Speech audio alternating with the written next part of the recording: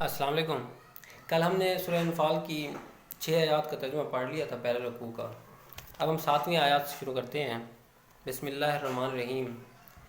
Wise, wise کا مطلب ہوتا ہے اور جب کسی واقعے کی طرف اشارہ کیا جا رہا ہو تو ہم وائز، قرآن مجید میں لکھا جاتا ہے وائز اور اس وقت کو یاد کرو جب یعیدکم اللہ، اللہ تم سے وعدہ کرتا ہے، جب اللہ نے تم سے وعدہ کیا، اہدا، ایک، اہدا کا مطلب ہوتا ہے ایک، واحد، اہدت طائفتین، دو گروہوں میں سے ایک، انہا لکم، کہ وہ تمہارا ہو جائے گا۔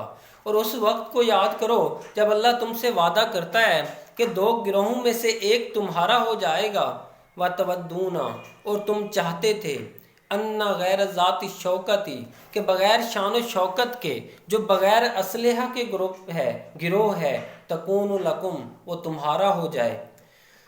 جب اللہ تم سے وعدہ کرتا ہے کہ دو گروہوں میں سے ایک گروہ تمہارا ہو جائے گا اور تم چاہتے تھے کہ جو بغیر اسلحے کے گروہ ہے وہ تمہارا ہو جائے، وَيُرِيدُ اللَّهُ، لیکن اللہ چاہتا تھا، أَن يُحِقَّ الْحَقَّ، کہ حق کو قائم رکھے، بکالمات ہی، اپنے فرمان سے، وَيَقْطَعَ، اور کاٹ دے، دابر الکافرین، کافروں کی جڑوں کو۔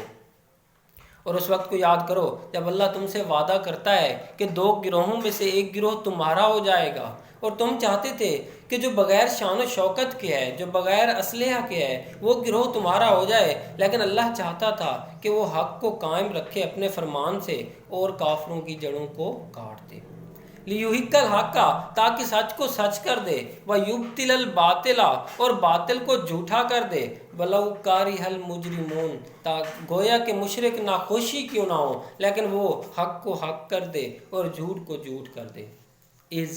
اور یاد کرو اس وقت کو جب تستغیثون، تم فریاد کر رہے تھے، ربکم، اپنے رب سے، فاستجاب لکم، پس اس نے تمہاری دعا قبول کر لی۔ اور اس وقت کو یاد کرو جب تم اپنے رب سے فریاد کر رہے تھے، پس اس نے تمہاری دعا قبول کر لی۔ انی ممدکم، میں تمہاری مدد کروں گا، بِأَلْفٍ مِّنَ الْمَلَائِکَةِ، 1000 فرشتوں کے ساتھ، بِأَلْفٍ، 1000، من الملائکۃ، فرشتوں کے ساتھ، مردفین، جو ایک دوسرے کے آگے پیچھے آ جا رہے ہوں گے، جو ایک دوسرے کے آگے پیچھے آتے جائیں گے۔ وما جعلہ اللہ، اور اللہ نے مدد کو نہیں بنایا، الا، سوائے، بشرا، خوشخبری کے۔ جب اس طرح کے دو نیگیٹو باتیں آ جاتی ہیں تو پھر ہم اس کا مطلب پازیٹیو لے لیتے ہیں کہ مطلب اللہ نے صرف مدد کو خوشخبری بنایا، بشارت بنایا۔ وما جعلہ اللہ، اور اللہ نے نہیں بنایا مدد کو، الا، سوائے، بشرا، خوشخبری کے، اور اللہ نے تو مدد کو محض بشارت بنایا، محض خوشخبری بنایا، بھی، اس، ولتطمئن، تاکہ مطمئن ہو جائیں، بھی، اس سے، قلوبکم، تمہارے دل، تاکہ اس سے تمہارے دل مطمئن ہو جائیں، تمہیں سکون آ جائے، تمہیں اطمینان حاصل ہو۔ ومن نصر، اور نہیں ہے مدد، الا، سوائے، من عند اللہ، صرف مدد تو اللہ ہی کی طرف سے ہے، اور مدد تو صرف اللہ ہی کی طرف سے ہے۔ ان اللہ، بے شک اللہ، عزیز حکیم، غالب ہے، حکمت والا ہے۔ بے شک اللہ غالب ہے، حکمت والا ہے۔ ادھر جو اللہ تعالیٰ فرما رہے ہیں کہ دو گروہوں میں سے ایک گروہ تمہارا ہو جائے گا، تو دو گروہ تھے۔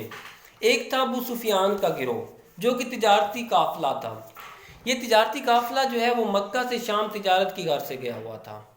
اب جو دوسرا گروہ تھا وہ ابو جہل کا جنگ جو لشکر تھا وہ مکہ میں موجود تھا۔ اب مسلمان چاہتے تھے کہ یہ جو شام گیا ہوا ہے تجارتی لشکر، کیونکہ ان کے پاس نہ جنگ جو آدمی ہے، سپاہی ہے، نہ کوئی اسلحہ ہے، تو ہم ان پر قبضہ کر لیں گے، تو وہ مسلمان چاہتے تھے کہ یہ ہمارا گروہ ہو جائے۔